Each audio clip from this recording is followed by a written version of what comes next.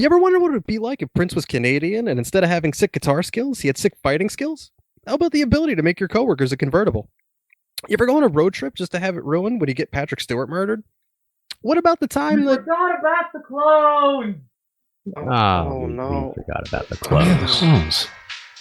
This is Layman's Guide to the Multiverse.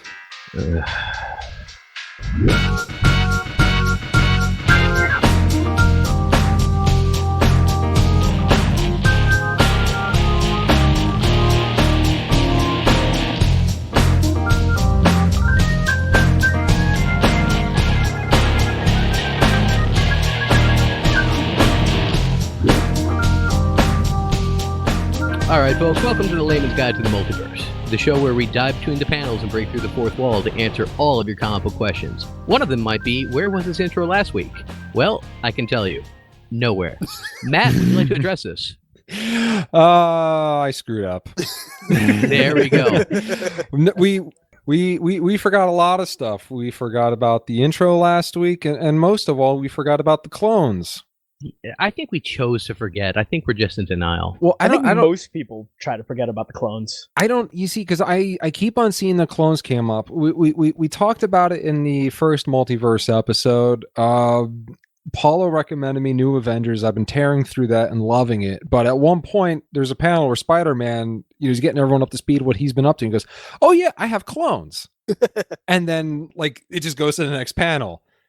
Like nobody seems to want to talk about these clones. Nobody does want to talk about the clones. It is considered one of the absolute worst storylines in the history of Spider-Man. Not even Spider-Man. It's considered one of the one of the big snow pows. What else the word I'm looking for here, guys? Faux pas? Thank you. In Snow comics. pow. No. Yeah, it's easily considered one of the worst Spider-Man stories of all time. I mean, couldn't you consider it one of the worst faux pas in comics, period? You could, if I would like to consider it at all, and I frankly spend as little time considering this one. Okay, did you guys actually read it when it came out? I did. Yes, I did. No, as a kid. Yeah, that story was my jam. Like Wait, every issue, all the exactly. tie-ins, yeah, everything. Wait, what year are we talking about here? it was what 93? No, No, it was like 95, 95, 96. Oh man, no, it was earlier. But I want to say it's like 92 to 94. It was only supposed to last 6 issues, and then it just they just 2008 actually. the Clone What? Saga. No, that is not. Oh, true. I'm sorry. No, I'm sorry. I'm my mistake. My mistake. What did Totally you taking that Google? back. I read the actual published date for the big omnibus. That was published in 94 to 2008. 96. 94 to 96. 94 to 96. Okay. Yes. Yeah, I was reading that as it came out. I remember as a kid, like we were finally getting down to the conclusion. I couldn't wait for issue 6 of 6, and then I picked it up, and it was issue 6 of 8, and I was really confused. And then I picked it then I picked up the next issue, and it was like 7 of 9, and I was like, what? And then I picked up the next one, and it was 8 of 12. Why was it a Star Trek character? Have you seen her? Okay. Fair. Oh, I get it. You're talking about the Borg. Yes. Because that keeps on changing the numbers. I was thinking like fractions. No, I wasn't changing the numbers. Marvel was changing the numbers. Sure they were. Don't Ed. blame this on me. You're hallucinating. Marvel is known for their just inconsistent numbering. They are number ones. ones. They like to start new volumes. Yeah, exactly. They like to start new volumes with number ones, and then when that particular run starts to fade, like they'll be at issue 120, and they'll just be like, okay, so Original numbering again. Yeah, we're picking up where it is. Those last 120, they're all just added to what was before, and now that's why we have Amazing Spider-Man like 700 or 800 or whatever came out recently. That's one of the reasons why you have so much trouble keeping up with like the stuff that we tell you to read, because the numbering is always different. Yeah, like DC's super guilty of that too, but they at least like once they start hitting milestones, they revert back. You know what I mean?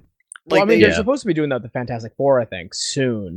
I hope so. I miss them. Because like honestly, this is what drives me insane. Because I do mostly digital comic books, and like one thing that drives me nuts is like the Darth Vader comics. Okay. In a certain particular digital app, it's not Darth Vader Volume 1 and Volume 2. It's 2 separate comic books, Darth Vader 2016 and Darth Vader, I think, 2017.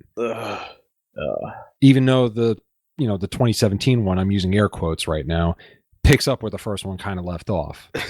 So it's kind of like how Halloween came out in what, like 1978, Oh yeah, or shit. When did the original Halloween come out? Somebody do that for me. Just Google that. original Halloween. Mhm.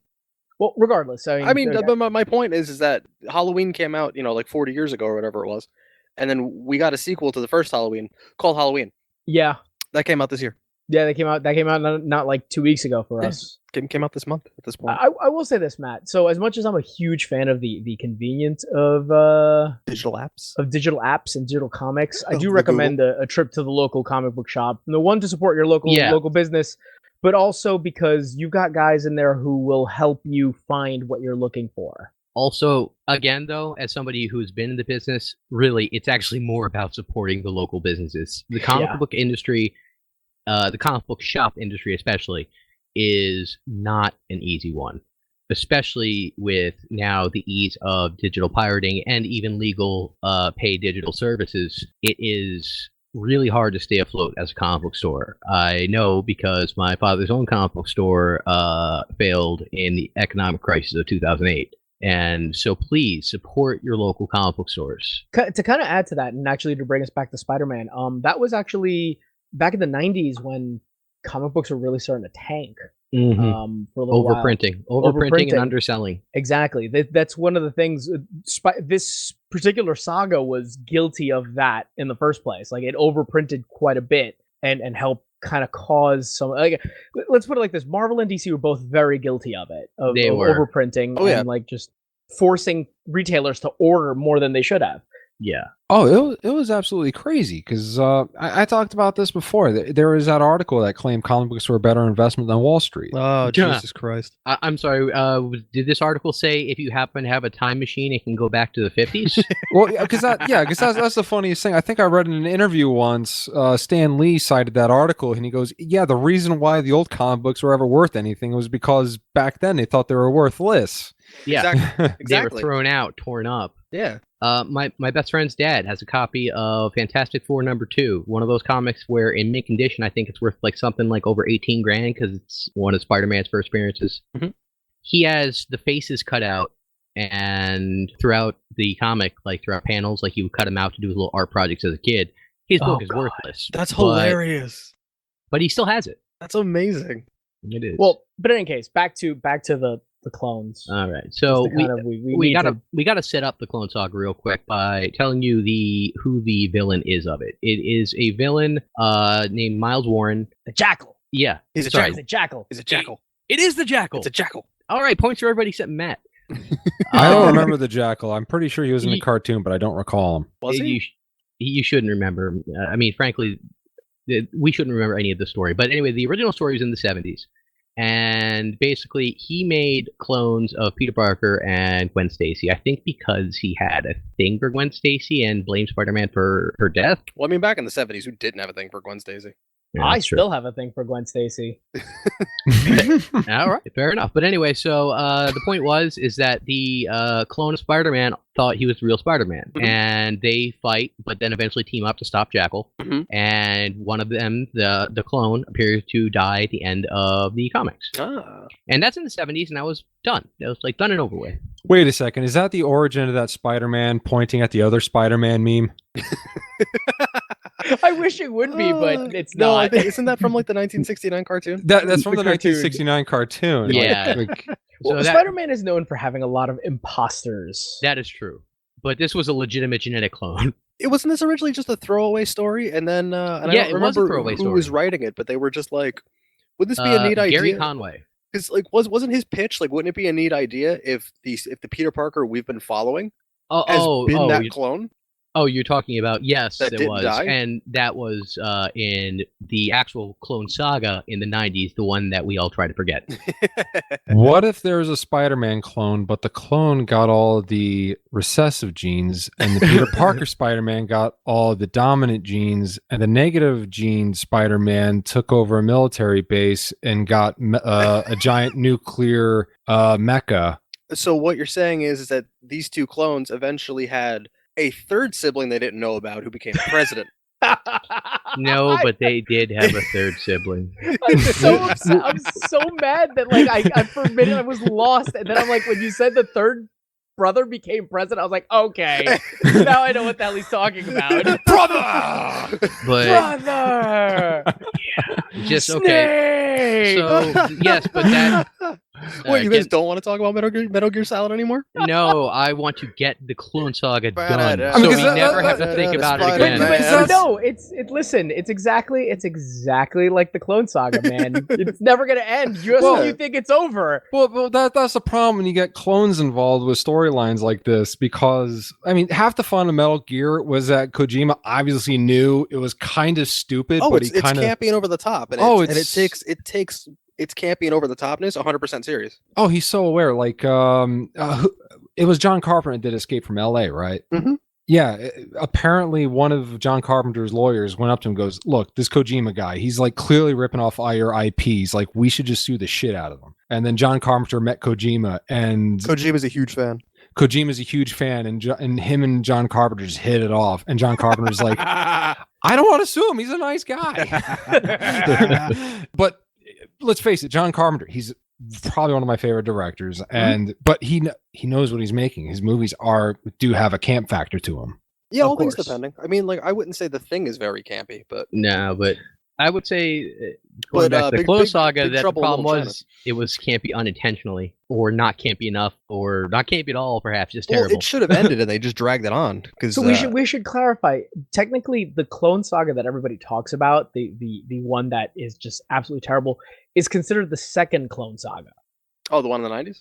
Yeah, the one in the 90s is considered the second one, because the first one was the one from back in the 70s that you talked about beforehand. That wasn't really a saga, though. That was, I think, a 1 or 2 issue storyline. Oh god, back to more bad storylines with clones is episode 2, the Attack of the Clones. That movie was terrible.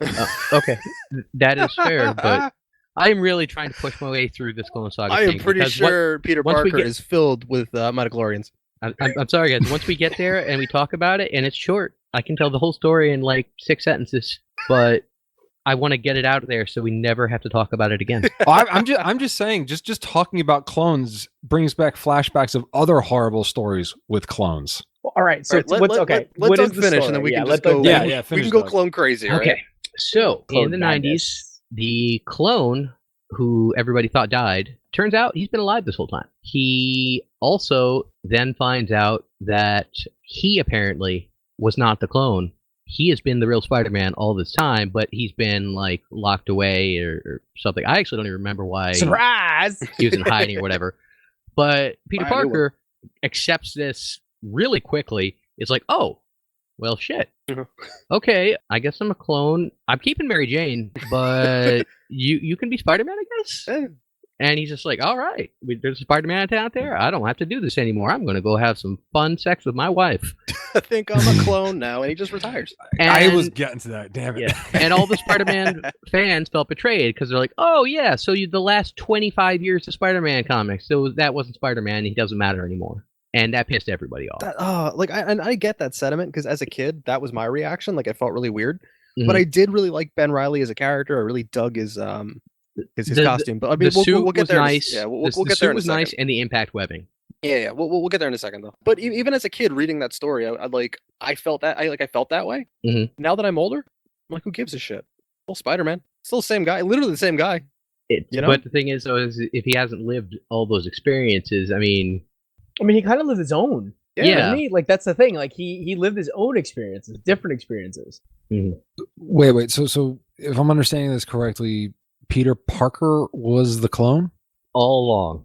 So oh my god, yeah. Now I see why people were upset with this at the time. Exactly. Yeah. Well, the no, the so then- character. Go ahead.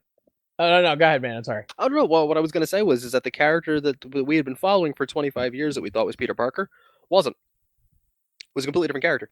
Yeah, And yeah, they intended to commit to this too. Yeah. Or so maybe I shouldn't say that was Peter. See, and this is the problem with this story, is that this immediately gets super convoluted, and we're going to get confused explaining this. Oh my god, it's gonna get So, yeah. even more convoluted when you introduce the character of Kane. Yes. So We introduce So the Peter Parker that we've been following, The third brother of destruction. don't forget Judas Traveler. Oh Jesus! All right. So the Peter Parker that we've been traveling, the Peter Parker that we have been following, or I should say the Spider-Man that we've been following, is Peter Parker, but he's Mhm. not the real Spider-Man. Right. He's not the real Peter Parker. He's Yeah. the clone. And the new guy, who is now apparently the old guy, the original all along, Yeah, the original Peter Parker. but he realizes, oh, well, this clone has his own life, and, like, everybody knows he's Peter Parker, and he has, like, all these years of experience living Peter Parker's life. I can't be Peter Parker anymore, even though I was the original Peter Parker. So he took the name of Ben and his Aunt May's maiden name, Riley, called himself Ben Riley, dyed his hair blonde for whatever reason. I guess not to look exactly like Because it was Peter the Parker. 90s, man. Everybody's dyeing their hair blonde. Oh God, let's not talk about the frosted tips, please. No, he went full blonde. Oh, Anyway, thank God.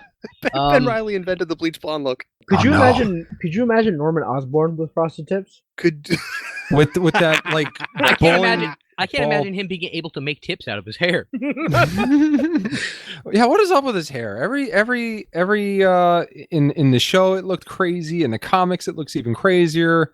could you I imagine? believe it's what a the hell Zen. is this? It's a Zen sand garden.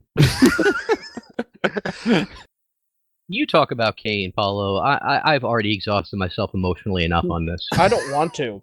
God damn it. I mean, we kind of have to. If you want to just All give me right, the so the TLDR, the Spark Notes version Kane of Kane. is the next clone of Peter Parker who also has some enhancements. Like he has like weird venomous like Wolverine claws that come out of his wrist. He Just also one has each. super spider sense. As opposed to regular spider sense. Exactly. Really? Yes. His spider sense is actually, if I recall correctly, is stronger. So much so that it actually gives him visions of the future. Oh man, I forgot. I You always forgot thought that, right? Yeah. I always Like- thought Spider Sense was one of those bullshit powers where it's like as powerful as the writer wants it to be for that issue. Yep. It generally kinda is. Yep. It kind of is. But Yep. I think they defined it in the Spider-Verse where the reason that the spiders as they kind of are, and the only reason I even remember this is because I recently reread the Spider-Verse. The spider totems, the heroes that are connected to the spider are connected to what they in the Spider-Verse call the Great Web, which is pretty much the threads of fate, if you want to talk in like Greek terminology, pretty much everything that interconnects the universes and whatnot. And the reason that they have a spider sense is because they're so closely associated to that web that they actually can, for an instant of, just danger, they're technically just seeing into the future. That's better than the normal explanation. The normal explanation being none. Exactly. No, and so Kane can actually see visions of the future because as it's written later on after he dies and is resurrected, I think. Yeah, Kane is back. He's currently in the Marvel Universe. Yes, he is what's called the Other, which is like a unique being in the web. There's only one of him throughout the multiverse. Yeah. And he's supposed to be like the super kind of connected spider to the web. Like he actually can, if I remember correctly, in it he transforms into like a giant spider to fight the spirit vampires. Wait, what? Yes, exactly. He transforms into a giant hairy spider to fight the spirit vampires in their homeworld. What? You're not making this sound better than the Clone Saga. Paulo. I'm not sure what's worse now. I hear spirit vampires. I just think of goth kids that hang around a spirit Halloween store. Well, no, you guys remember. So the character Morlin, Yeah. we went over him. He is technically what's a spirit vampire, pretty much. Like Who that's kills the for only- delicious, tasty cakes. Exactly. And him and his family fight Kane, and while during the fight, Kane fucking morphs into this jacked Avatar. spider Like a spider. avatar. Yeah. He's just a giant spider with like a 6-pack abs. Yes. To finish up the Clone Saga, though, they stop the Jackal.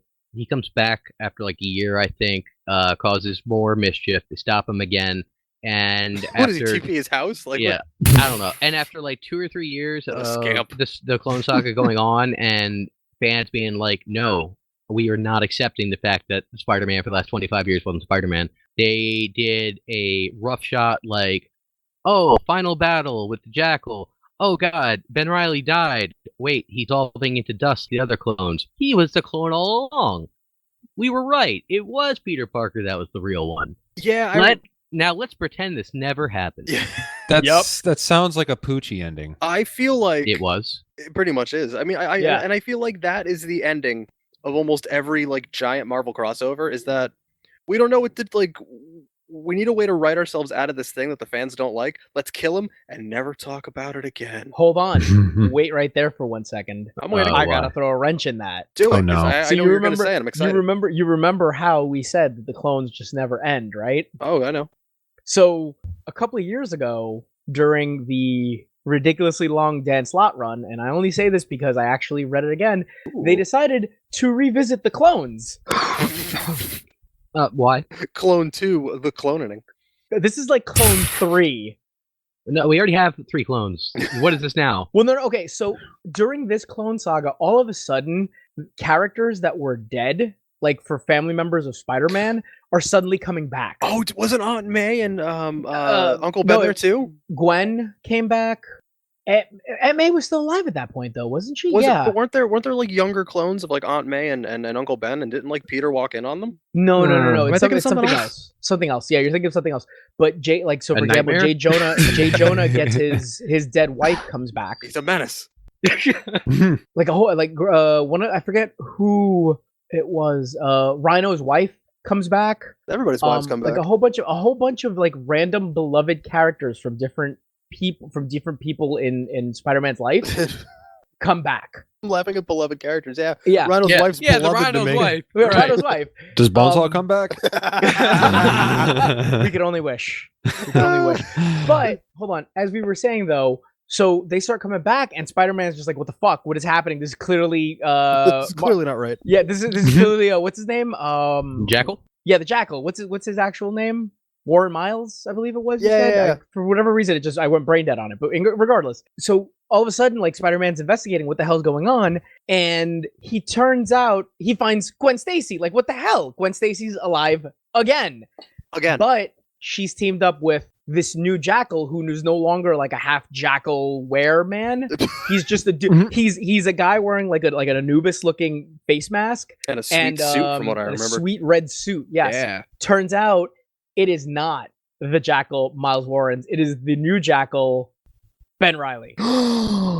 He was made of friggin' dust. Guess what? So what happened was Miles Warren would he figured out a new way of cloning and was recreating Ben Reilly over and over again. What? But the thing was, Ben Reilly could remember the previous life of the clone.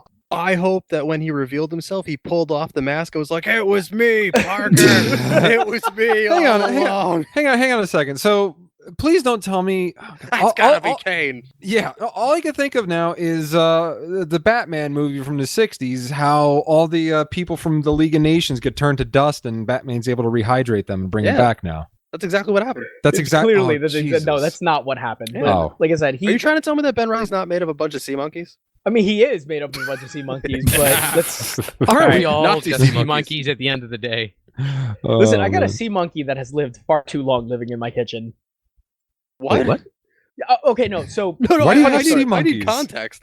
Okay, so as a gift about, I think it's like 7 years ago now, I gave my wife a hernia. No, I gave her like this little terrarium with sea monkeys inside of it. It was like one Brine of those shrimp. underwater terrariums. Yeah, whatever they're fucking That called. sounds like a terrible gift. No, it was a really cute gift. I'm Whatever. kidding. So the sea monkeys grow inside of it, and they're supposed to only live for like 2-3 years, right? I thought much less than that. They're brine shrimp. Well, regardless, we currently have one sea monkey in there that has survived. I'm pretty sure at this point this sea monkey is ancient and insane by standards It's of sea evolved. monkeys. Well, he's in solitary confinement. He has survived all of the other sea monkeys and has eaten their essences to give himself life. He is the Highlander. He is the Highlander. He's the Omega Sea Monkey, king of the sea monkeys. He lives now only to chronicle their histories. And then he goes into like the giant like sea monkey library of Alexandria, like lines up all his books in a row, and then his glasses break, and he's like, "No, there was time now."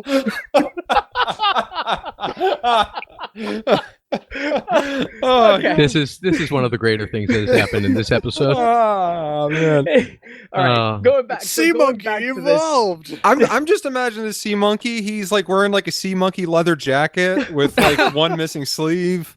What's he he just like a kinda- sea monkey tunnel snake? Is he like one of the greasers? I was Is thinking this more sea like monkey like stay gold? Is this sea monkey like stay golden, pony boy? I'm so glad that I went on with that story. I was thinking more like the end of Fallout 1 where they kick you out after you've fixed their water chip.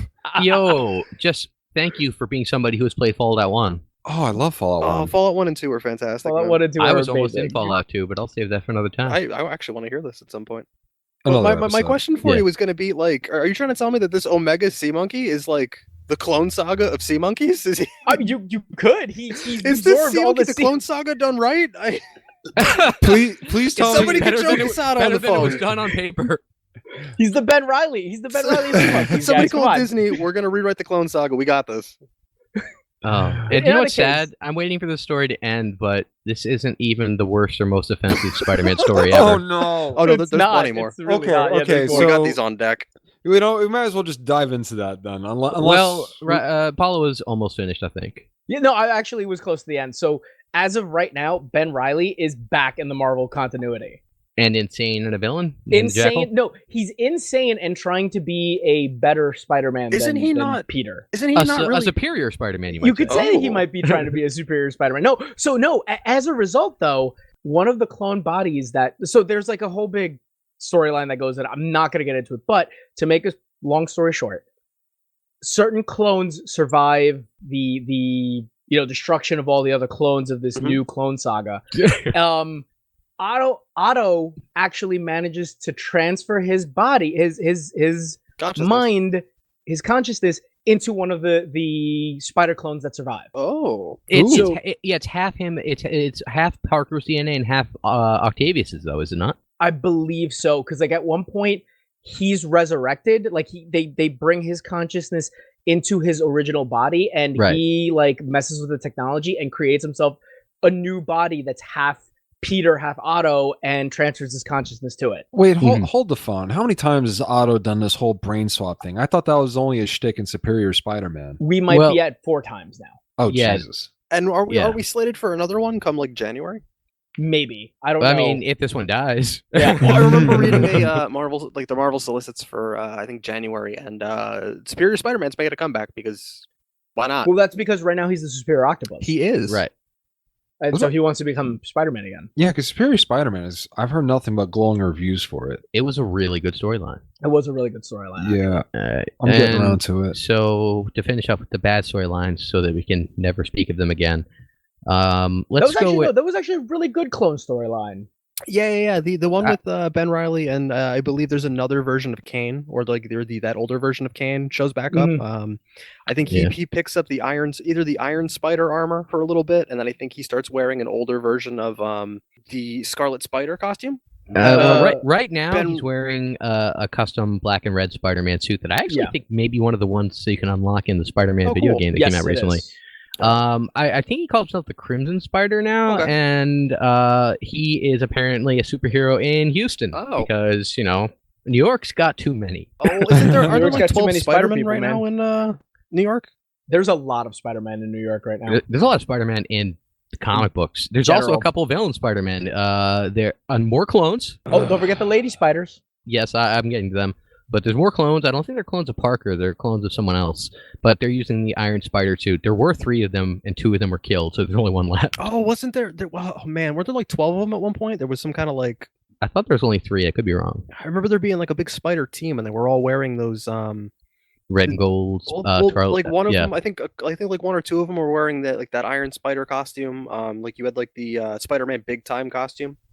Like there was a run, I want to say maybe like 2008, when like Spider-Man was just changing his costume to battle different villains. Yeah. He was kind of You mean his entire career? well, right. But there was a storyline that like he was changing costumes like more than Sherwood for her shows. In all this time, I thought he changed costumes to sell action figures. Also, that's actually 100% true. So before we dive into, though, the worst Spider-Man comic story of all time, I think in all of our opinions, I could be wrong. Do we want to go with number 2, Spider-Man: The End? Do we want to talk about that? Oh, I thought that was the worst one because I don't think so. I mean, Radioactive Semen's pretty terrible. It is, but that's only one terrible thing, and I think number one is so many. I mean, terrible come on, things. man. Like, I'm not even joking when like I'm like, so you're probably thinking that like, whoa, why did you just lead with that? I don't. The comic does. Literally, like I want to say the comic opens and Peter's just like crying on Mary Jane's grave, and he's just like, "Oh, my fluids killed her." Ah! Am I wrong? Like, No, you're not I wrong. And distinctly actually- remember him like half wearing the costume, and I think he It's like because he had just like, had like some big fight or something with like his final villains or something or another. I honestly, Yeah, I did not read the storyline. I don't think it was at the beginning of the storyline. I also think feel like he that dug was her towards up the too, end. and like he's like cradling her dead body. He's like, "I'm sorry, I killed you with my radioactive jizz." Like, "Arr." That I don't remember. I'm not saying it didn't happen. My But- radioactive jizz. My cancer semen. All right, so Oh, hold man. on, guys. Hold on, guys, for 1 sec. Okay, so the premise of Marvel The End books, it was a series they did for a lot of different Marvel characters or teams throughout, I guess, like a 5 to 8 year span. They had, like, Avengers, The End, X-Men, The End, Fantastic Punisher, Four, The End. Yeah, and basically the premise is these were kind of what-if storylines, but they were all supposed to be, this is the final adventure down the road in the future of these teams or characters. Yeah. And this is an older Spider-Man mourning his wife because he found out, of course, that Spider Have jizz it- is cancerous. Yeah.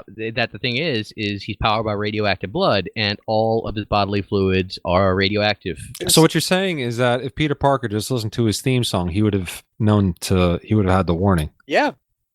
Yeah, I mean, dude, I will say for a genius, he never really did stop to think, hey, I wonder if this could be unhealthy to this woman I love, but hey, whatever. Is he strong? Listen, bud, he's got radioactive blood. It's right freaking there. I'm really mad that that's the case. Then in small print at the bottom of the screen it says, and other things. it's like, "Hey, Mary Jane, go get yourself a Geiger counter. Yeah, but it's like, Time to make a baby." it's Why does he Spider-Man's talk final like story, taking the costume back up Old after Spider-Man's crazy. Yeah, he is crazy.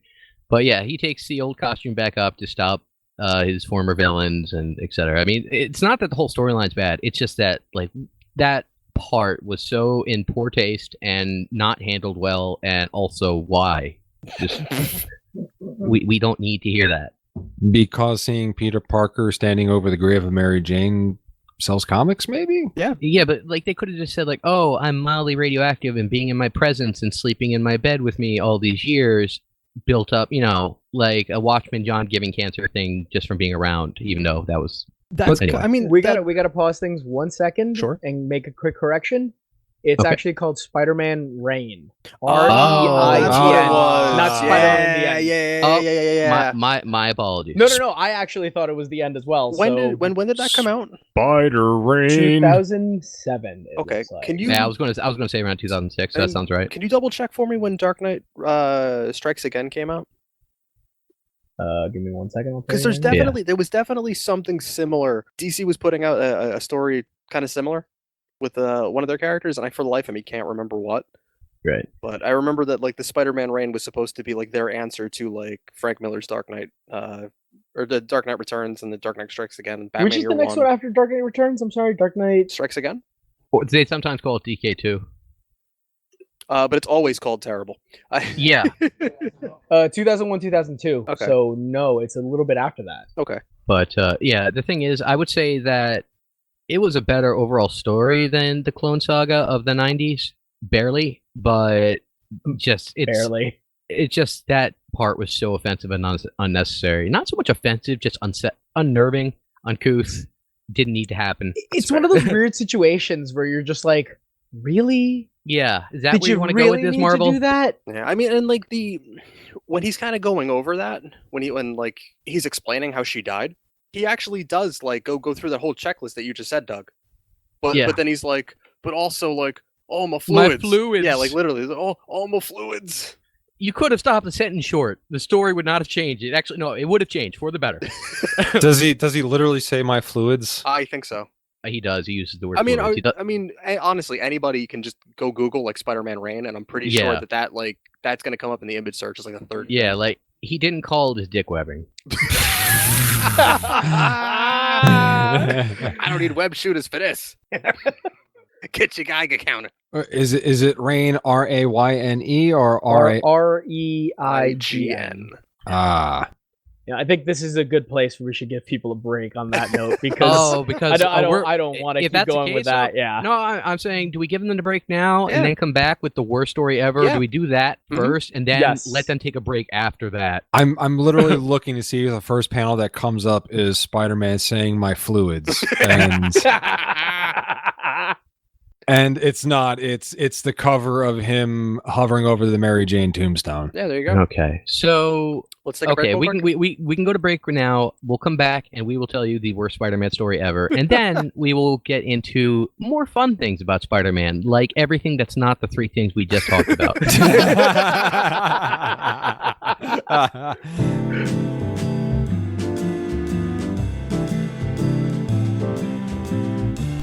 Spider-Man, Spider-Man does whatever a spider can. Spinning webs in his eyes, catching thieves just like flies. Look out, here comes the Spider-Man.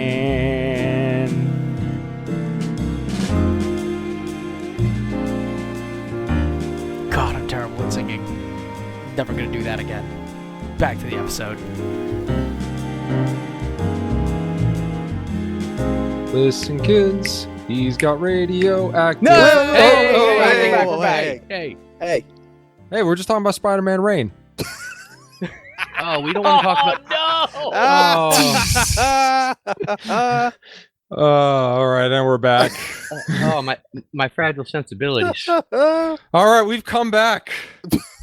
good night, everybody. Yes, Roll and credits. We're done here. No, I'm sorry. We got more to talk about. And to start off with and then finish forever and never bring it up again, we are going to talk about Spider-Man's worst storyline ever. Oh boy. Sins Past. Okay, the lack of audible gasps shows that you either agree with me wholeheartedly or you guys do not know what storyline I'm talking about. Oh, I know exactly A what little bit of storyline you're column A, a talking little bit about. of column B. I don't even know what we're getting with a name like Sins Past. Oh. Okay. I don't know what to think. You're not ready for this, sir. You're not ready for this. Oh goodness. We weren't ready when it happened. I'm still not, but I'm going forward with it anyway. Oh good God. All right. So when amazing comic book author J. Michael Straczynski wrote this story arc in 2004 to 2005, every part of it was offensive to every part of me. Oh, gee, but this is like, I can't believe that this is almost like 15 years ago that this was written. Yeah. Okay. So the premise is that at some point, shortly before Gwen died, Real Stacy. quick, before you go through this, Okay. I'm gonna post into our chat this picture, and don't look at it yet, but look at it right after he tells you what happened in the part of the story. All right. Shortly before Gwen died, apparently she encountered Norman Osborn in his penthouse for reasons that I'm honestly not entirely sure about. Like, she was just like, was she playing Pokemon Go and like a wild Norman Osborn appeared? Like, good thing I got some Ultra Balls from her friends. Like, to be honest, I do not recall the reason she was visiting him there in that situation, but he got a little creepy and a little. Yeah, I'm sorry. He got very, very creepy. With that haircut? Please look at the picture. Oh, now that it's I posted. Yeah, now it's time. Please go ahead and look at that. All right, so Gwen Stacy's going up to Norman Osborn. She's going, "I love you," and then did she say? And then the next panel, I see him clawing at a wall. Did she say if he was the first man to, and looks like they're doing a naughty to no, I can't. And why does he have a widow's peak? Where did that widow's peak come from? Now he's the Green Goblin. All right, so wow, don't you just hate it when that happens? when you're making sweet love to a teenager and you turn into the Green Goblin? I've never had that happen. That is the worst fucking O-face ever. Okay. Anyway, that was the actual goblin face there. That was just a symbolic memory thing for Peter imagining this story as it's being told to him. But I prefer as it being canon. Anyway, Norman Osborn's own face is the Green guys. Guy. The longer we joke about this, the longer I have to talk about it. Please don't punish me anymore. Oh, that's what she said. He calls his chunk the Goblin Glider. He's giving her the pumpkin bombs.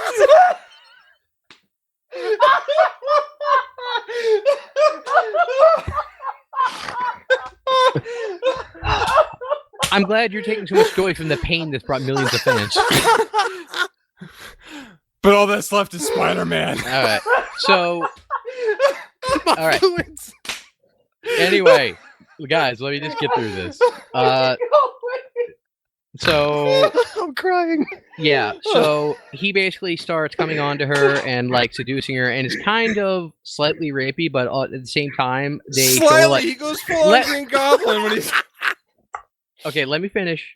The thing is they show the panels where Gwen Stacy's like, oh, like this man's so tortured and whatever, and basically she allows it to happen. Like she's not super happy about it, but she goes along with it. Like she's not like being raped, like she does like consent, at least not, if not verbally, in her head. So I mean, but you're saying that, and like we're all looking now at the oh You're looking at one page. Okay. And it's as the story's being told to Spider-Man, and Spider-Man is imagining it. That's why So- the goblin face. all right, pops up. no. So I needed to do a double take on this because just for people listening, Paulo had sent us all the page here of I guess the deed that Doug is referring to or getting to, where Matt was saying that Gwen was saying I love you.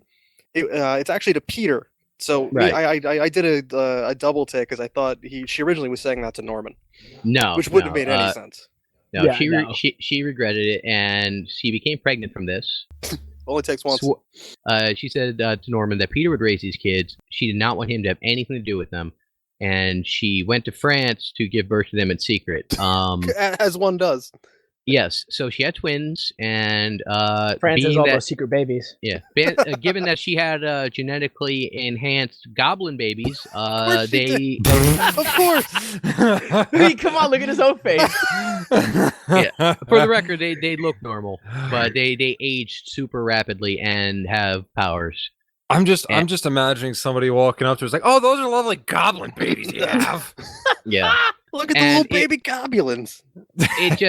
it was a storyline where it's like, oh, look, there's kind of quasi rape, and then there's some kids that she lies to Peter about even existing, and then shortly after that she dies in the comics, so Spider-Man never even knows these kids exist, and they are really pissed off about it and are basically want revenge against Peter for what happened to her mom. Yeah, they're really And- sad that their deadbeat dad Spider-Man never raised them.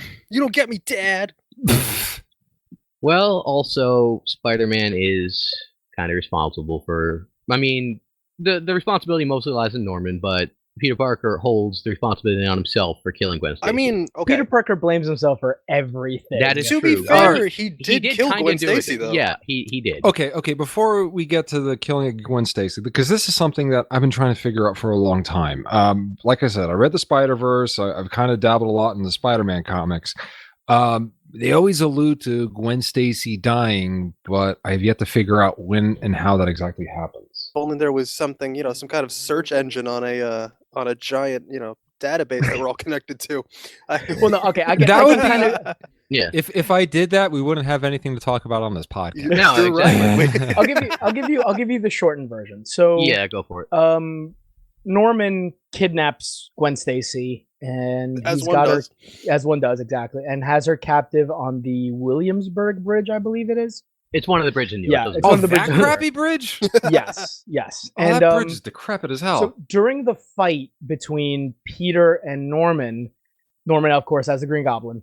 He drops her. Yeah. Norman drops her. Off the bridge, like Yes. from the tallest point of the bridge. Yes. So it's guaranteed death the minute that she's gonna go land. Now, while the movie does it a little bit differently, I think the movie does it in a better way. But in the comic, Peter fires his web to try to save her. It's something that he normally does. Right, to catch her. Fires the web to catch her, catches her by the leg. But the way that the web snaps tight, she doesn't hit anything.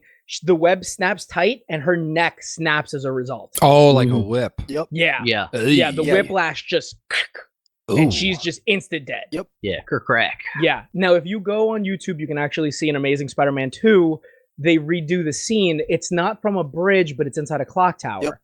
And the scene's actually done really, really It's well. really where you great. It's just arguably the best thing that Amazing Spider-Man 1 or 2 has done. Yeah. So this is this. Of course, we're talking about the second Sony Spider-Mans, with Andrew Garfield and Emma. Again, Emma Stone. Emma Stone was fantastic as Gwen Stacy, which kind of still kills me because she would have been fantastic as MJ too, Yeah. since she's technically a redhead. But I definitely love that skateboarding montage set to Coldplay too. Oh, of course, fantastic. Oh, so so good. back to the Part of that Coldplay movie, yeah. montage because everyone knows that's what skaters Yeah. listen to. Exactly. I mean, that's what I think of when I think of Spider-Man. Coldplay, come on. Yeah. So in that version of it, she's falling. She's falling down the center of the clock tower while there are pieces of the clock tower falling around all over the place. It's slow motions to as he fires off the web. Oh, The web actually looks Like like a a hand. hand. Yeah, Oh, trying to it's grab so at her. good. In slow motion, you see it grab her by the stomach, and he grabs onto something to stop himself from falling. Yep. And it stops her from falling just before she hits the ground. But the way it stops her, her back just snaps. And what's really neat too is like the way that she hits. You can either like if you know how she dies going into this, like you know what that sound is, but you could interpret her like the sudden stop. Like there's like a cracking noise. And- Oh my god, it's beautifully yeah, done. like you could interpret that as like, oh, that's just the sound of like her stopping, but that was the sound of her neck breaking or her back breaking. Yeah. It's like it's so good. And again, it happens during a fight with the Green Goblin. It and- sounds kind of like watching like the Joe Theismann injury. Which one is that? The leg. Oh, right. Yeah, remember Lawrence Taylor? 300-pound linebacker who was doing, I think it was on crack or cocaine. So basically, a bunch of the Giants versus the Redskins. A bunch of Redskins got the quarterback Joe Theismann. Like there was a guy that immobilized his leg trying to sack him, and then freaking 300-pound Lawrence Taylor comes choo-choo motherfucker and just runs through him. And if you watch that replay, you can hear his leg crack. Like you see Lawrence Taylor get up and he's just in a panic and he's just like waving to the refs like, get over here, this guy's hurt. Yeah, no, it's like I said, this scene is really, really well done, and it's an iconic scene, so much so that it actually changed the way Spider-Man would rescue people at that point, like trying to catch them from falling. Because like it legit traumatized them. Yeah, he's incredibly conscious now. Every time like he goes to catch somebody that way. Yeah, it's one of the most iconic and frequently referenced and important moments in Spider-Man's history. Oh, kind of like the NFL and the concussion protocols now. Yeah. Yeah. There we go. To be honest, some people will argue that the defining moment of his career, like actually where he has to realize that there's consequences to his actions, is that moment where he blames himself for killing Gwen Stacy. I mean, even though the Goblin's the one who threw her off, he blames himself for that. How about putting it this way? Okay, I think as a famous Chinese philosopher once said, "With great power comes great responsibility." In any case, so continue, Doug, with the I think Bruce Lee aftermath came up of with that. One of the these. aftermath of this situation with the brand new twins that Norman Osborn has birthed through Gwen Stacy. Okay, so they have, because of their genetics, they are rapidly aging. So they appear adult, the twins, and one of them looks just like Gwen Stacy, which really throws Spider-Man for a loop. But yeah, at the one point they finally accept Spider-Man's help, and Spider-Man and Interpol and even Sarah Stacy, who's the one that looks like Gwen, the daughter, they try and help build a case against a criminal from that story called Macho Dupré, who is really not that important. But the point is she was doing this to get help for a rapid aging disease, but they kind of just go away after this and don't kind of come back. And the thing is you read this, and if you're a J. Michael Straczynski fan, you think, how did this happen with this good of an author? And in doing some research for this, I figured out why. It's because this was not at all the way he planned the storyline to turn out. He didn't want the kids to be Norman Osborns. He was not about the whole rapey thing. And even though they are only that old because of the rapid aging genetic bullshit, Marvel said it would make Peter Parker look too old if he had two adult children. Yeah, Peter can't be hip when he's got two kids, you know? Right. And So you mean it's not hip to be a square? It's not hip to be a dad. Damn it. It's less hip to be a goblin child. Dude, but he was skateboarding to Coldplay. Right? Like, Norman Osborn? Because that'd be fascinating. No, Spider-Man. Yeah, I know. That's how you know he's cool. But yeah, and later, hello, fellow something teens. we're going to be talking about in a minute after we talk about Mary Jane. We'll is talk the about Mary storyline- Jane, all right. As a storyline, Brand New Day, and Michael Straczynski tried to use that, which was kind of a reboot of continuity for Spider-Man, to retcon that storyline and the two children out of existence. And again, Marvel said, nope. So where are these two children the whole time? I assume they're hanging out with the child that was born in a Demon in a Bottle somewhere. No, it wasn't Demon in a Bottle, it was Deliverance. And I don't know. They're still around, actually. Are they, though? They're aging so rapidly. They're probably like 70 now. They're just hanging out in a retirement home. No, so we should probably, one of the things we probably would need to talk about is the idea. Parker's a menace. No, the reasoning behind Brand New Day and One More Day. But to do that, we have to talk about Mary Jane, and I think we should do that first. Sure. Right. Well, we should talk about the fact that Mary Jane is the, as they call it, the quintessential love of Peter Parker's life, aka his wife. Hey there, Tiger. Yeah, exactly. And there are some illusions that like Gwen will always be his true love, but I say that's BS because he spent so much more time with Mary Jane, and Mary Jane's always been there for him. Mary Jane's his true love, and I think anyone who says otherwise, I'd fight them if they were smaller than me and I had a weapon. The whole thing with him and Mary Jane is she's always kind of like, the girl next door kind of thing, I thought. Well, that's been who's a supermodel. Who's a supermodel, exactly. Well, no, I mean, I like what they did with her in the game is they made her a reporter for the Daily Bugle. Yeah, good game. Great game. Oh, the PS4 game? Yeah, the PS4 game. Have you played it yet, Matt, or no? Getting to it. I got a huge backlog of Steam games I still got to get to, and I still got to play BattleTech because Doug's been bugging me about it, so. I thought you were about to say you still got to play Battletoads. I'm like, yeah, you do. Oh, man, no. You don't play Battletoads. Battletoads plays you. Exactly. Fucking level 3 speeder.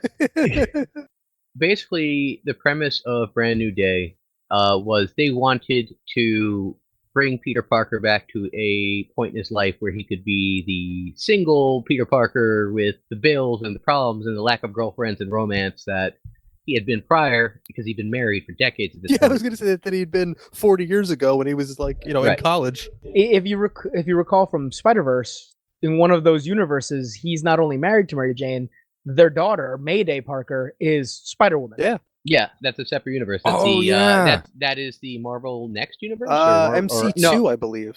Yeah, MC2. You're Wait, are you talking about the Spider-Verse universe where it was drawn like a children's book? No, that's a different one.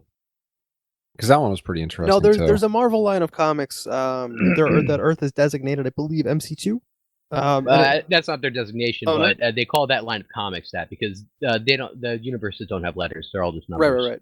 Yeah, but this is in the future after Spider-Man's retired, and him and Mary Jane have this daughter, and she ends up with Spider-Man's powers, and they name her May after May, and so she is Mayday Parker, Mayday being like her nickname, and she becomes Spider-Girl in the future. That's pretty much it. Yeah, it's good. Like she's actually a really interesting character. The normal continuity Pete actually meets her. Yeah, because he meets all the alternate reality versions eventually. But okay, so building up to Brand New Day, their intent to separate MJ. The Kingpin orders a sniper to take out May because he's figured out Peter's identity because the world knows Peter's identity from Civil War, which we'll get to in a second. But long story short, in Civil War, Spider-Man publicly revealed his identity to the world when he decided to join up with Iron Man's pro-registration. Yeah, he's like, Tony Stark's my new dad, and I'm Spider-Man. Yeah, so he let his love and not love, but his respect and just admiration for Tony Stark cloud his judgment. Tony, put your love inside me. But so he reveals his identity to the world. But after Civil War is over, Kingpin and everyone else knows his identity. He has an assassin sent out to shoot Aunt May, and Aunt May's Parker and MJ are with Aunt May when this happens. I'm just laughing at this fat guy being like, "Oh, Spider-Man's this reporter? Fuck, Go kill his old man. Right. JJ's reaction when that happened was great too. Yeah. He's just like, I what? actually, my favorite reaction though was just Spider-Man's immediate reaction after the shot happened, because he went into like a blind rage, like jumped out the window from where his apartment was, found out where the sniper was, which was across the street in the fourth story of a building. Beat him and with his own gun. No, he one hand lifted a Jeep and threw it like a baseball into the four-story window of that apartment. Damn. Yeah, no, Pete, when he actually kind of hulks out in his own way, he's really strong. Yeah, like Really? you would. Well, because strong. that's the thing about like the whole spider strength is that apparently I've read this several times. He's always holding back. Yeah. Yeah. Well, he'd kill normal people. Oh, yeah. His full strength. He's Yeah, like- punching like- people's heads clean off their shoulders. Like Yeah. I started reading a bit of Superior Spider-Man. Isn't there like a part where like he actually where Octavius is Spider-Man, where he actually throws a punch with like force and he like fucks shit up and he's he's been holding back the whole time. Yeah, he didn't know. Yeah. Although he did also, as Superior Spider-Man, choose to kill some people. So Yeah, I gotta finish reading that. Don't forget the entire Spider Island storyline. right, but we're getting sidetracked. Yeah. Okay, so after Aunt May shot, there's a brief storyline called Back in Black, where in revenge, while Aunt May is dying, he puts on the black costume, scours the criminal underworld, finds out who did it, finds out the Kingpin. Kingpin's in prison at the time. He breaks into the prison. into the prison, takes off his Spider-Man mask. He's still wearing the black costume, and he just bitch slaps Wilson Fisk around like a toy. He throws him a red ass beating. Like Yeah, it's what completely one-sided. Fisk never gets a blow in, if I recall. he beats him like the Doctor Doom owes him $200. He really does. And basically, he leaves him alive because he's still Peter Parker, but he beats him half to death in front of the entire prison. Basically calls him weak and pathetic and said, like, try and get your respect back after everybody in the prison just saw you get, like, just completely owned like a child.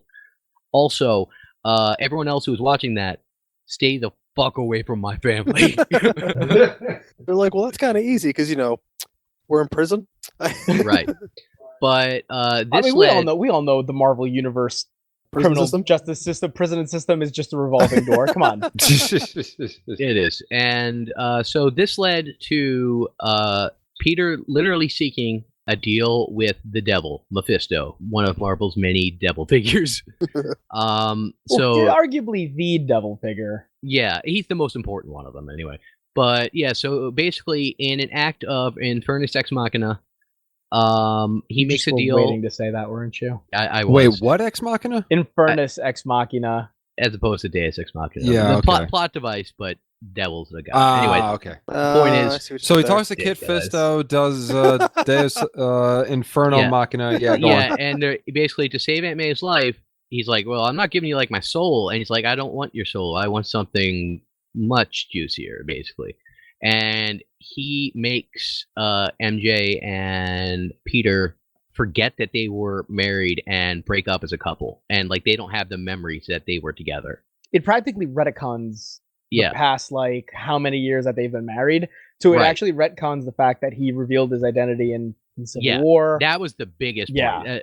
Because they're like, "Hey, the whole world knows he's Spider-Man. We need to get that undone. How does the whole world forget that?" The devil did it. Yeah.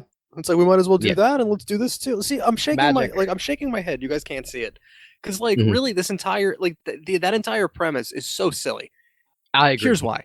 Aunt May's like 80. I know. She's got like what, 5-10 years tops? Come on, Pretty man. much. Like, I Come know. I on. agree. Like, yeah, I'll sacrifice the love of my life and our continued existence together For 5 more years. 5 years for my old, mother figure. Dude, she was the Herald of Galactus. Don't fuck with her. Yeah, so that set it up. Brand new day started. He was now single. Nobody knew he was Spider-Man anymore. In fact, even his villains who had found out earlier before he revealed his identity forgot too. Even the Venom symbiote does not remember who Spider-Man was. That is He rem- retarded. That's Hold awful. on. I didn't know that. That's awful. he remembers that Spider-Man was his host, but he can't remember his identity. So what? That doesn't even make That- sense. What the hell? That does. Yeah. Sorry, I just get No, really hey, triggered hey, at that. I'm just reporting the facts. You can be as angry as you want. Okay, before we go too deep into this, speaking of Venom, I'm just thinking back to something we never touched on. Sure. Because I remember Son of Venom. what? I said son of Venom. Oh no, don't bring that up. No, the ever so popular mid '90s video game, which is famous for having red cartridges because they were Maximum Carnage. Maximum That's- Carnage. Yeah. That's what I'm talking about. Son of Venom. Oh, okay. He Yeah, is technically Son of Venom. yeah. Well, half of him is. Because yeah, you're talking Venom, and I think Carnage because that game Maximum Carnage, which I love the Mhm. fact that it had a red cartridge because That was neat. well, you know what they were supposed to do? They were expecting that game to sell like a lot Gangbusters. more. Yeah, so the red cartridge was the first run, and then they were going to do another print with gray cartridges, but not enough people bought it, so the only ones in existence are red ones. Yeah, nobody I hate bought the game. But it was a good game, though. It was very fun. It was a beat 'em up, but it was very fun. For a mid '90s beat 'em up, yeah, it was a perfectly, you know, Serviceable game. yeah, for its time. You got to remember it's a console game, Mhm. you know, so it's not like Okay. you know. So, Stop. You act the like or- we didn't grow up with that. And I was Yeah. about to say No, too no, no, that what I- like, well, what- I mean, it being a mid '90s beat 'em up game, there was a ton of other options too. But I'm sorry, go Well, ahead. no, when I mean a console game, I mean as opposed to like some of the beat 'em ups that they had in the arcades. Yeah. Okay, That's fair, what I was fair. saying That's too. that's what fair. I mean because like the Right. beat 'em ups on a console versus what was in the arcade was night and day. Yeah. Yeah. Oh yeah. but yeah, let's get into Carnage. Carnage is Carnage is the biggest villain that we forgot to talk about. Did we forget? Okay, Spoiler alert: they set him up in the next Venom movie. What? Do you know who's Ooh. playing? Who do you Well- know? Well, okay, yeah. Hold on. Continue. yeah, let's continue. Doug. no, not just that. Let's not spoil too much. Spoilers People haven't for seen the movie yet. yeah. Come on, Anyway. it's been like a month. Oh, Anyway. sorry that I have a full time job and a girlfriend, and I'm trying to buy a house, and I gotta drop Stop everything. rubbing it in, Ed. I gotta go. I gotta go. I gotta go see I- Venom. Listen, So let me I stop. have- Let me I stop have- having I have a full- responsibilities to go. I have a full time job, a wife. I'm trying to buy a house, and I work a part time job, and I have time to go see Venom. Come on. I got kids, man. I can't even make it halfway across town to the comic book shop. I will I say buy this, digitally. benefit of my life. I may have no power, but I also have no responsibility. You're like negative Spider-Man. You're like Mr. Negative. There you go. Ooh. We'll talk about him right after Carnage. Okay, so basically, Carnage was birthed when Brock was in prison, and his symbiote, for the first time, and they've brought this plot back up many times since. Apparently, asexually reproduces, Of course. and it Ooh. spawned a little baby symbiote who slithered into another cell and bonded to completely psychopathic, deranged serial killer Cletus Cassidy. Wait a minute. Hold on one second. You just said that. AKA Woody Harrelson. You just. You just said that the Venom symbiote here Yeah. reproduces asexually. Are you trying to Yeah. tell me that Venom is like a huge like LGBTQ icon now? Oh, God. God. I don't know if they want to put somebody who's eaten so many brains as their mascot, I'm just saying. but fair enough. Like You're not wrong. Marvel's all about the diversity.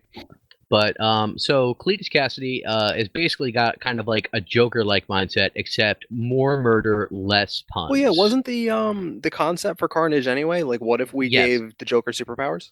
Yes, it was. That was basically the inspiration. The Now 90s here's were the so thing: edgy. is Cletus bonded so completely with the symbiote that, unlike Venom, he doesn't even refer to himself as we. He is Carnage. I am Carnage, he will say, because they have become one entity.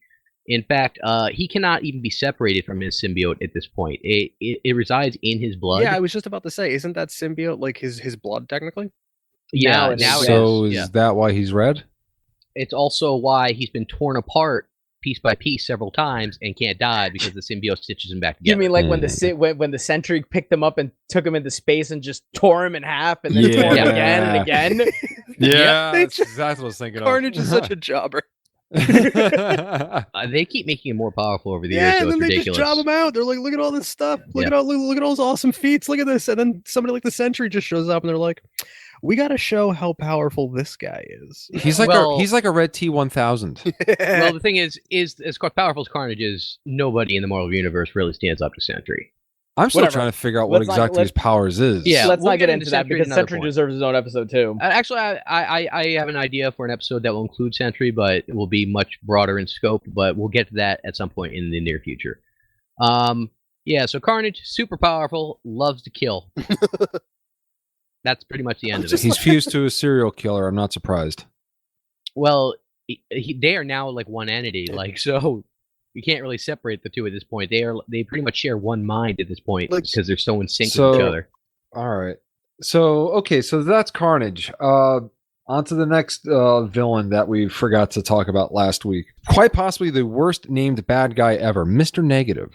I'm sorry. There's a villain called the Rainbow Rider. The Swarm, Swarm exists. Swarm's a good name. I still think Mr. Negative's worse. Then Rainbow Rider. Because I think Rainbow Road, and Rainbow Road will fuck up your shit. I don't know, for some reason I hear Rainbow Rider and I think Reading Rainbow. Do not drag LeVar Burton into this. I wasn't dragging him anywhere. I'm just saying I like the guy. How dare you drag we all LeVar do. Burton He's a into treasure. this? He is a national treasure. He brought us Gordy LaForge and Jordy LaForge? Jordy, not Gordy. Jordy. LaForge. Man, I couldn't remember. Yeah, good old Gordy LaForge.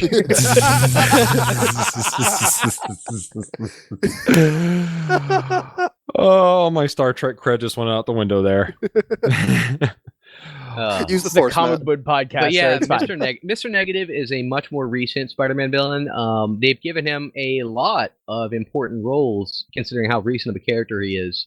I think they're really trying to push him as a character who's supposed to stick around for a while and become important, but his name is so dumb. Like, literally, Negative Man would have been better than Mr. Negative. Yeah. But Negative Man's a DC character. Oh, yeah, that's right. I'm just imagining like Spider-Man swinging by and goes, "All right there, Mr. Negative, I want to stop you." And then Mr. Negative turns around and goes, "Oh, look at you with that stupid costume. Where'd you get it from? Hot Topic? God, Even if you arrest so me, lame. Even Yeah. if you arrest me, I'll just like get out anyway. Yeah. I can't believe I'm here on this bus. Like he just hates every situation. He's He's a Debbie Downer. Yeah, like I just imagine him like, with like, all the other bad guys around like a table playing poker and like, "Hey guys, we should get some food." "Oh, I'll just get whatever you guys want. Oh, well, why do we always have to get this Thai place? Jeez. Like, can't we just get Italian for once? Like, he's just negative about everything. Exactly. All right, Mr. Negative. How about we go to McDonald's? Can we just go to Burger King? Ba-da-ba-ba-ba. I'm not loving it. Seriously, with a name like Mr. Negative, it just sounds like he's just some prick from Williamsburg or something. Yeah, so Martin Lee, which is the name of Mr. Negative in real life. Wait. In As real opposed life? to fake life. As opposed to him being a comic character? Real life in the comics. Sub-real life. Shut up. All right. He kind of has a split personality in the sense that he has a positive and negative side, but his positive side is just his human form, who's this philanthropist named Martin Lee. He runs the feast centers in New York, which are like homeless shelters / soup kitchens, general do-goodery. But he also has his negative form, and his negative form looks like a photo negative. It's one of the reasons they call him that. He's like, all black skin, white hair, white eyes. And he has the power of something called a corrupting touch, which is basically he touches them and they kind of take on a photo negative appearance. Oh, I was going to say he touches them and they become Debbie Downers too. Yeah. And Which no, you're not wrong, actually. That is part of it. Oh, God. kind of, yeah. Basically, they become moral inverses of themselves normally, but also under his control. Oh, so if he touched me, I'd still be a trash monster. Good to know. Yeah, but you'd be his slave trash monster. Oh, that sounds terrible. Yeah. Oscar? It's not great. You say it like you've done it. Like, Yeah, he's not an uninteresting character. It's just that he's relatively new and he's decent to work they for, have right? Like- really, yeah. Well, they pushed him really hard. Yeah, because I see him in the commercial for the PlayStation 4 game. Yeah, he's a big part of it. He's not a bad character. I say give him time. It's just that the name sucks, and also I think they're trying to push him a little too heavily, too soon to really establish him. Okay. Because there are so many characters who are introduced as villains and they show up once or twice and nobody gives a crap and they just get rid of them. So whoever created Mr. Negative had a vested interest in making him a long-term part of Spider-Man's continuity. Oh, I mean, it kind of makes sense though, because Spider-Man / Peter Parker is always kind of portrayed as a goody two shoes to have somebody around that is able to, has the ability to corrupt like that. He's also really really he has quippy been and corrupted kind of up. Spider-Man. You know what I mean? So having a villain that touches him and stops that. That is true. You realize that almost every villain that we've talked about has been a dude. Like all of Spider-Man villains are dudes, like men. Jobbers, obviously, but they're all. Does he have any female bad guys? Well, Gals? there's Screwball, but she's not really a villain. Screwball is just annoying. What a fucking bitch. And then there's Black Cat, which is just Spider-Man's version of Catwoman in like every way.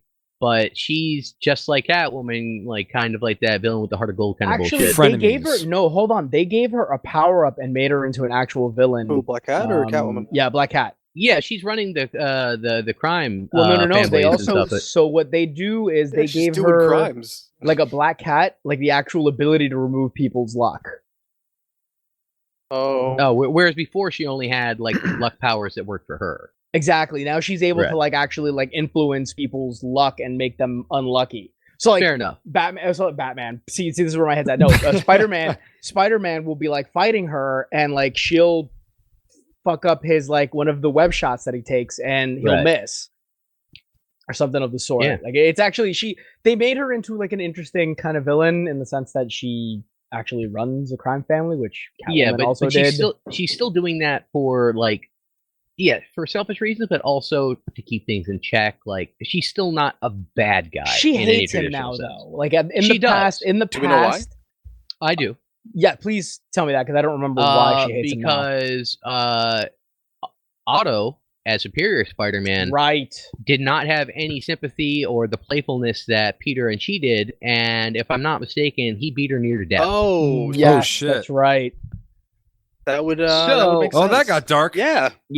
Darker than rain, or because to Otto she was just some criminal. Because all right, but as for Paula's point though, the only other female villain I could possibly think of, she popped up in the Mr. Negative introduction arc. I think her name was White Rabbit or something like that. Oh yeah, she's really small time. Yeah, she was like a total Sunday night heat jobber. Honestly, more interesting than that would be his actual relationships with the amount of women that he's been with. Speaking of which, one of them being Black Cat. Yes. Felicia Hardy. Yeah, Spider-Man's kind of a slut.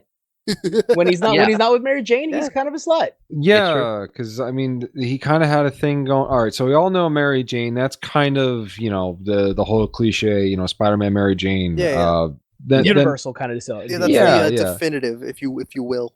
They kind of played with him and Gwen Stacy and Raimi Spider-Man 3. Yeah, but the actual storyline for that is an amazing 1 and 2.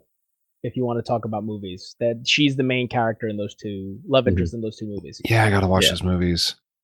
And Emma Stone is fantastic. I'm sorry, I can't speak ill of her in both of those movies. She's probably a really big bright spot in those movies. Yeah, like those movies as wholes aren't good movies, but like the interactions between her and Andrew Garfield are really neat because I mean, one they were a couple at the time when they were shooting those movies, so like a lot of the interactions they were just like, just go, so that they're all ad lib. They're just the two of them just being themselves. So like, and it's a good relationship too. That's part of the reason why a lot of people think that Gwen Stacy is like the real love of Peter Parker's life. Yeah. Also, Dennis Leary's dad. That was an interesting part of House of M too. I'm not going to explain the storyline, just to say that reality was basically reshaped to give everybody the dream lives they wanted. And in Parker's, he was married to a still alive Gwen Stacy, and his best friend was Harry Osborn, who was married to Mary Jane. Oh yeah, that's right. And when reality was reset, he had to realize, oh crap, like I was given my fondest desire, and my fondest desire was, Well, you could argue. Hold on, you can argue that the reason for that is his greatest desire was to be able to save Gwen. And the natural trajectory of that would have been he would have never gotten together with Mary Jane because of being with Gwen. There it is. Right. Did not mean that Spider-Man would not guilt himself like crazy after everything came back normal, though, because he did, because he guilt himself for everything. Yeah, that's standard Spider-Man 101, Yeah. guilt. God, he must hate Worse sleep. than a No, seriously, he's with Gwen. He must hate sleep. She's a drummer. She's a drummer in the Spider-Verse. Oh, that is the thing they did, right? The Spider-Gwen Yeah. is a drummer for a band. She's a drummer for the Mary Janes. That's the name of her band. The lead singer is MJ, actually. So speaking of both Otto and Spider-Man love interests, Sure. we have the Superior Spider-Man's love interest from when Otto was in Spider-Man's body. Sure. He fell in love with a professor at probably ESU, one of the colleges in, or scientist at a company. I don't remember where he met her, but the point is, she's a genius scientist, little person named Anna Maria Marconi. Marconi. Oh, I Thank keep you. reading it as macaroni. No, Anna Maria Marconi. Anna Maria and Santa Maria. Otto seriously falls head over heels for this woman. It's funny. I actually know somebody named Anna Santana. But go on, Doug. That's pretty much it, though. And it was when the storyline finally ended. I don't want to spoil how it ended, but after Peter had his body back, he had to basically be like, okay, so How do I explain this? right. Listen, Anna, you might want to go to a doctor and have a Geiger counter ran on you. Listen, Anna, Well, no, like you ever play Fallout? So no, Otto loves this woman so much that during the Spider-Verse storyline, he gets a piece of 2099 technology where he can pretty much create a holographic version of anyone that he wants, and it be his like personal assistant and whatnot. He makes her. Aw. It's kind of creepy, but it's also kind of adorable. Yeah, it's weird to see Otto Octavius care about someone as much as he does for this woman. Also, though, keep in mind that this was Otto Octavius with half of Spider-Man's memories and personality. Everything. He wasn't really Otto anymore. He was two people. Otto had most of his consciousness there, but when he had literally Peter Parker's entire life and memories in his brain as if they were his own experiences, that is going to change a person. Yeah. He's more like a DBZ fusion. Yeah. Well, then there's the introduction of another new character shortly thereafter, the character of Cindy Moon, or by her superhero name is Silk. I was actually going to bring her up, but go for it. The only reason that she's kind of I would even name her as a love interest. I don't think love interest is the right word, but go for it. Yeah, no. Lust interest, I think, is the better word. I literally was going to say that. Go for it. During that storyline where she's introduced as a character that they find in a bunker that was apparently bitten by the same spider that Peter was bitten by. So she gets pretty much the same powers, but also the connection to Peter is so strong that every time they're near each other, they're gonna start boning. They just gotta. It is like completely like chemically, hormonally, and I think also magically. I think they're related like totemically. Yeah. Basically, it's almost because those almost two supernatural lust. Well, she's the bride. She's another one of those special entities in the web that only one exists at any given time. Okay. So she's supposed to be like this thing of prophecy, so to speak, and that's the reason why she's so important. Basically, their lust is like magical fate. I was going to assume because in Spider Woman in the New Avengers, she talks about how she's got the pheromones. Oh yeah. Yeah, she's not though related to Spider-Man like origin wise or no, but that's actually part of that conversation that they have in New Avengers. Is that correlation? Yeah. No, seriously. That's exactly the case. Yeah, it's pretty ridiculous. That's And then he also went on a date with Carol Danvers. Just one. Just one date. It actually ended terribly, so they didn't they didn't go anything from there. Yeah. Didn't they only start dating? Like, didn't they go on that date just because Peter's like, you would never date somebody like me, and she was like, don't presume to know what I would like. I don't know. I feel like that sounds like something that would happen though. So then they do, and he's like, I told you. Now here's something that's a bit of a meme I've heard other comic fans talk about. Apparently Spider-Man has like short stints as part of the Fantastic Four. Apparently him and the Invisible Woman. What? No, that is not a thing. No. Him and Johnny are like best friends. Yeah, they're super bros. They are. The Fantastic Four, I think, was the first other superheroes he revealed his identity to. I believe you're right. Ah, okay. end when the Mephisto whammy had done that and taken everyone's memory. I believe that Fantastic Four were the first people he showed his identity to again. We saw Mephisto a go-go. Because basically, as soon as he shows people his identity, they get all the memories back of having known him all along. Ah, gotcha. And so basically, they're like, "Welcome back to the family, Pete," because they consider him like part of their family. Oh, He's been part of the Fantastic Four. He's got his own special suit and everything. But I mean, part of their family. Yeah, he's like Peter Yeah. Parker Richards, right? He's part of the family. Part of the family. Yeah, Peter Parker, fantastic. He's part of the family. So one more person that he actually dated very recently. Sure. And that was a thing. Apparently, he dated Mockingbird. Yeah, I just found this out recently myself. I was reading the comics, and he's like, "Yeah, I got to stop by Bobby's apartment." I'm like, "Bobby? I only know one Bobby in comics, Bobby Morse." And then, like, yeah, it's like, "Yeah, we're sharing the apartment. We're kind of dating right now." And I'm like, "Wait, oh, okay." Yeah, So- they literally only dated because the only thing they had in common was work. And by work, they mean beating people up. Yeah, they just like punching people in the face. Yeah, it was like punching people in the face. They both shared that fact, so they dated because of that. You like punching people in the face? I like punching people in the face. Yo, we should totally hang out. Rolling 20 on the boner. They probably punch each other in the face during. I mean, hey. I don't know. She's a shield agent, but he's got the proportional strength of a person who could kill a woman with one Yeah, punch. maybe she's into that. Maybe she's into getting proportionally punched in the head. Oh God. Oh God, no, we're not going into that. Oh, Oh no. my God. Oh my God. Oh Jesus. So yeah, we got to start wrapping up, guys. We're running long. We are Well, we don't have much left to talk about, so well. We gotta bring up the two major like kind of spider people that we don't Major that- deviations, I guess. Yeah, people like Yeah. to talk about and bring up these days is the ultimate Spider-Man, as he's called, Miles Morales. He's kind of the first deviation of like the Peter Parker Spider-Man that a lot of people have had, and then the Spider-Gwen character, or Ghost Spider, whatever she's going by these days.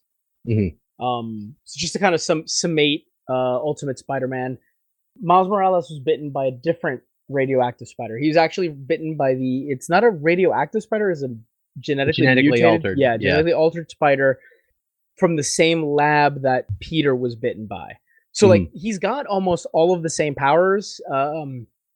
he's also got like electric shock stings. or Yeah, something it's like like that, a venom sting, he calls it. Oh, so he's got powers more similar to Spider-Man 2099. Actually, yeah, I that's suppose so. Yeah, he also has the ability to camouflage too. Yeah. That was a really cool addition that they gave to him. But he actually takes on the role of Spider-Man after the Peter Parker from the Ultimate Universe dies fighting the Ultimate Green Goblin, which was a big moment. Yeah, the actual the Green Goblin from that continuity from the Ultimate Universe is this big hulking goblin demon. Yeah, he's dragon looking thing. He's closer to the And Hulk he's than much he is. strong- yeah. And he's much stronger than the regular Green Goblin. Yeah, like Pete manages to beat him. And this is Pete still as like a teenager. Like this kid's still, I think he's 16 at that point, but still. No, Yeah. I think he was already 17, 18. He was in his senior year of high school, I believe. Oh, okay, 17, 18, yeah. Yeah, I'm just thinking and- of the I mean, I can't say the first time, but I am thinking that the end of Ultimate Sinister Six, where it's just him versus Osborn. I'm sorry, go ahead. Yeah, well, he dies fighting him by himself. Like the Avengers Aren't there to back him up. that's right. Part of the reason that he dies is because he took a bullet for Captain America before that fight. Oh, jeez. That's true. Yeah, he took a bullet for Captain America for that fight. He goes to fight the Green Goblin while the Avengers are doing their own thing. And this fight is broadcast all over New York City. And New York City, like they over the TV, they watch him beat the Green Goblin, and his identity gets revealed as Peter Parker. Doesn't the fight happen in front of Parker's house, like a May's house? I thought it was in the middle of Times Square. I may be blanking. Yeah. I really thought it was in front of his house. Well, I know the beginning of the fight probably starts there. That's generally where most of the big fights starts, actually. But regardless, so Peter dies. They have this whole big hero's funeral for him, superhero whole thing, and Miles is starting to come into his powers, starting to realize that he's got these powers, and he pretty much takes over as Spider-Man because he watched him be a hero during that fight. Like he's inspired by Peter's sacrifice and takes up the role. And then actually he meets the Peter Parker from the 616 universe. He trains a little bit under him. He actually finds out how to actually web shoot properly with him. It's a really great story. Like we have Miles, and then he's but one they of kept the him though. yeah, he's one of the few survivors from the more recent Secret Wars where everything where they just kind of collapse the Marvel multiverse into itself and only let certain things stick. I believe only 4 Ultimate characters survived that. I think you're right.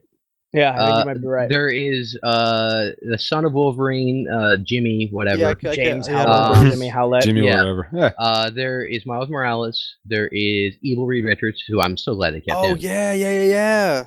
And wasn't there one more Ultimate character? I can't even say that's Evil Reed Richards. That's just Ultimate Reed Richards. He went crazy. Yeah, he did. Yeah, but we won't get into him. Yeah, we should another time. Definitely. Another time.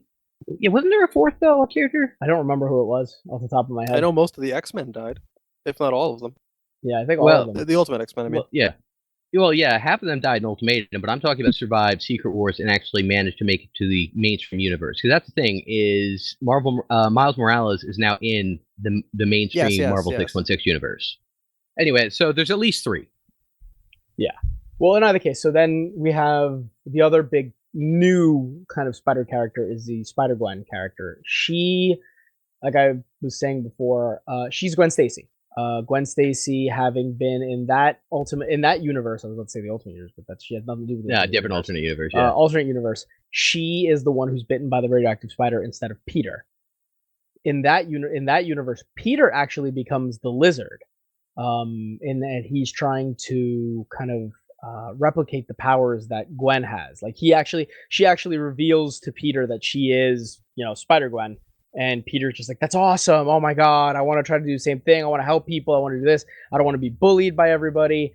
And he becomes the Lizard. And in the process, she is unable to save him from himself. Oh. He ends up killing him, pretty much killing himself in the process. And while she's trying to fight him and try to save him, which is her big kind of moment of, I gotta actually do something to be a hero. That defining moment that every hero has, and that's hers. She's a drummer for the Mary Janes, led by the name of the band. Yeah, I like that. That's actually she's the drummer. The lead singer is Mary Jane Watson. Oh, that's cool. In that universe, I was groaning before at that name. Like, it's so bad. Yeah, Mary Jane and the Mary Janes. Like, in case, she kind of took off as a character only because of the honestly the character design and the actual interest in Gwen Stacy that people started to show after the 2 Amazing Spider-Man movies. That's fair, and also the costume is really cool. That costume's so cool looking. Really quick, just to go back, because we were saying we couldn't remember what the 4th thing or the 4th person was that survived. The Ultimate Universe, yeah. Mm-hmm. So it's Miles Morales and friends. It's Ultimate Wolverine's son, Jimmy. It's a very evil Reed Richards. And Ultimate Thor's hammer. That is right, Ultimate Thor's hammer is the 4th thing. Also possibly the entire Ultimate Universe, because Ultimate Reed Richards at one point was like, behold, the Ultimate Universe. And did some things. Interesting. So in other words, once again, retconned and nothing matters. Fabulous. It's pretty much the end of a episode of Whose Line Is It Anyway? So I would say that as far as Spider-Man's comic book history has gone, we have, after 2 episodes, finally delved deep and pretty much gotten to everything that's really important. Yeah. Right now. Yeah. Right, as far as the comic books go. Yeah. One of us needs to watch the Sentai and talk about it. I can't find a way to get those episodes legally. That's fair. But Matt, do you have any other questions not related to the comics? Oh God, we touched everything, man. Yeah, I'm just saying, Spider-Man exists in so many formats and so many genres that are outside of comic books, from cartoons to movies to toys. Anything else you want to talk about? I'm thinking. Did we talk about the toys at all? We talked about last episode. We talked about how cool they were. We talked about that. I mean, I feel like we could do an entire episode on the spider car. Oh, God. Listen, guys, just stay tuned. We're gonna have to reboot the Spider-Man universe anyway again in a couple of years. So you'll get another 2 episodes out of us about the rest of the changes to the Spider-Man universe. Guys, wait. What if we just clone ourselves? We could do double the Oh, podcast. so Good night, everybody. And on that note, guys, I think we've pretty much done everything we needed to talk about with Spider-Man. yeah. Yeah, I would say so. We covered his love interests, we covered his enemies, his greatest tragedies, his greatest victories, some of the best storylines, His fluids. his fluids, and we've also covered several other things that we didn't want to talk about but had to, and hopefully we'll never have to talk about again. Clones. Goblin O faces. Oh god. Yeah, so I say we call it an episode. We have, I think, gone really in depth and given our fans a really good history of Spider-Man. I concur. We will, of course, on the website have suggested reading material and jumping on points for you guys to check out and get into. Just Dan Slott's run. It's fine. That's fine. We'll go more in depth on the website. Don't you worry. When we'll Exactly. do that, stay tuned. Ooh. It'll probably be when we post it, for the record. All right, guys. All right, but yeah, let's call it a night. I think we nailed it. This has been the Layman's Guide to the Multiverse. Have a great rest of your night or day. Have a good one, folks. Adios. Later.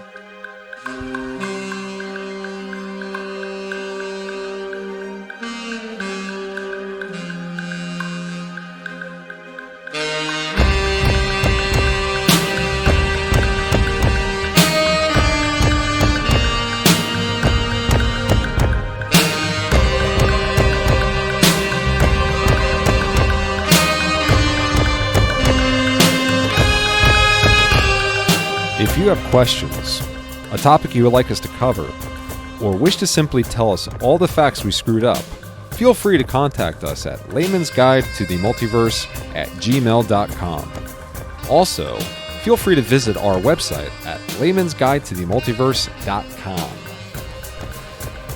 Our intro music is Dance Rocket, off the album Descent of the Goober Monster by Jesse Spillane, and is licensed under an Attribution 4.0 International CC by 4.0 license off http://freemusicarchive.org. Our intermission music is Crinoline Dreams by Kevin MacLeod off incomptech.com, licensed under Creative Commons by Attribution 3.0 license, http://creativecommons.org/license/by/3.0/ and our outro music is Miami Nights Extended Theme, also by Kevin MacLeod, off Incomtech.com, licensed under Creative Commons by Attribution 3.0 license, http://creativecommons.org/license/by/3.0/.